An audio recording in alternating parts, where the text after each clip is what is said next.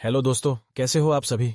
स्वागत है आप सभी का हमारे यूट्यूब चैनल कहानी से सीखो की एक और नई वीडियो में।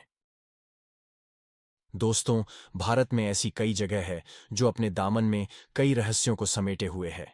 ऐसी ही एक जगह है वृंदावन में स्थित निधि वन, जिसके बारे में मान्यता है कि यहाँ आज भी हर रात भगवान श्री कृष्ण गोपियों संग रास रचाते हैं। यही कारण है कि सुबह खुलने वाले निधिवन को संध्या आरती के पश्चात बंद कर दिया जाता है। उसके बाद वहां कोई नहीं रहता है। यहां तक कि निधिवन में दिन में रहने वाले पशु पक्षी भी संध्या होते ही निधिवन को छोड़कर चले जाते हैं। दोस्तों, ऐसा कहा जाता है कि जो भी इस वन में होने वाली रासलीला को देखता है वह पागल हो जाता है।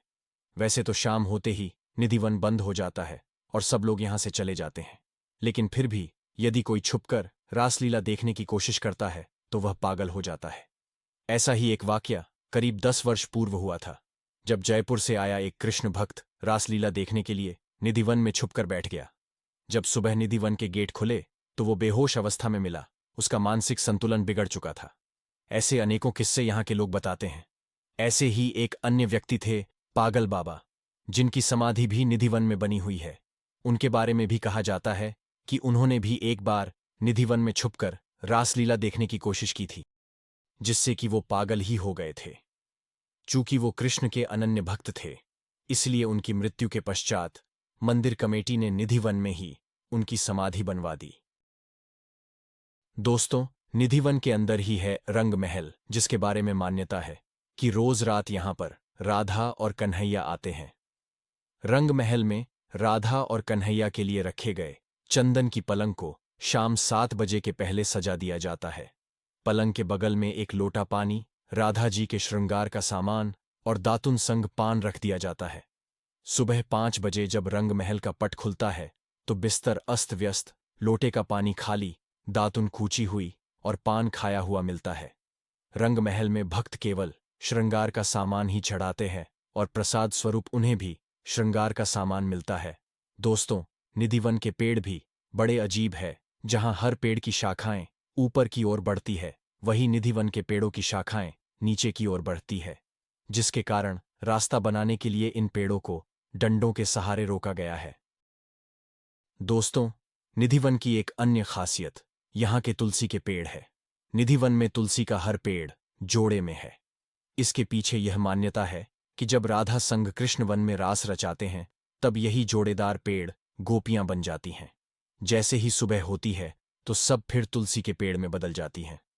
साथ ही एक अन्य मान्यता यह भी है कि इस वन में लगे तुलसी के जोड़े की कोई भी एक डंडी नहीं ले जा सकता है। लोग बताते हैं कि जो लोग भी ले गए वो किसी न किसी आपदा का शिकार हो गए, इसलिए कोई भी इन्हें नहीं छूता। दोस्तों, वन के आसपास बने मकानों में खिड़कियां नहीं हैं। यहाँ के निवासी बताते हैं कि शाम 7 बजे के बाद कोई इस वन की तरफ नहीं देखता। जिन लोगों ने देखने का प्रयास किया वह या तो अंधे हो गए या फिर उनके ऊपर दैवी आपदा आ गई। जिन मकानों में खिड़कियां हैं भी, उनके घर के लोग शाम 7 बजे मंदिर की आरती का घंटा बजते ही अपने घरों की खिड़कियां बंद कर लेते हैं। कुछ लोगों ने तो अपनी खिड़कियों को ईंटों से परमानेंट बंद करा दिया है। दोस्तों, निधि वन में ही वंशी चोर राधा रानी का भी मंदिर है।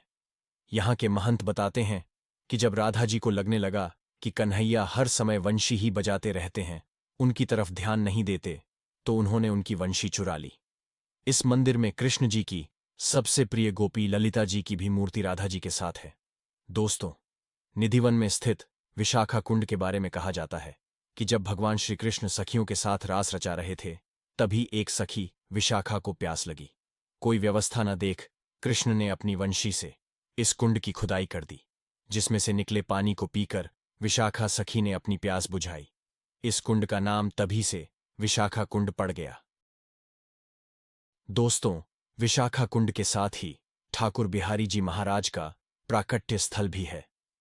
कहा जाता है कि संगीत सम्राट एवं ध्रुपद के जनक स्वामी हरिदास जी महाराज अपने स्वरचित पदों का वीणा के माध्यम से मधुर गायन करते थे, जिसमें स्वामी जी इस प्रकार तन्मय हो जाते कि उन्हें तन मन की सुध नहीं रहती थी।